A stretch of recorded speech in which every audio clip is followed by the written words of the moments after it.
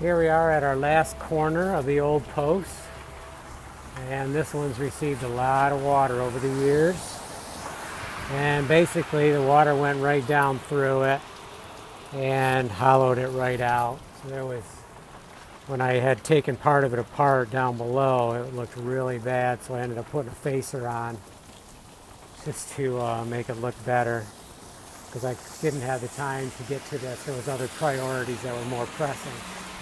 So now we're going to dismantle this carefully. We have it hung here, this side here. It does wiggle, but we have a hanger here, so it cannot drop. So we're going to gently take this apart, and then we're going to remove this joint, and then the post, the old post, should come right out. And at that point, I'm going to take off all the architecture.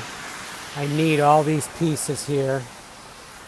And then we're ready to bring our new posts in, and then we'll start to, I need to pre-make my hose for screwing in both pieces. And we're ready to go. I don't know if we probably aren't going to get to this tonight, but we can start preparing.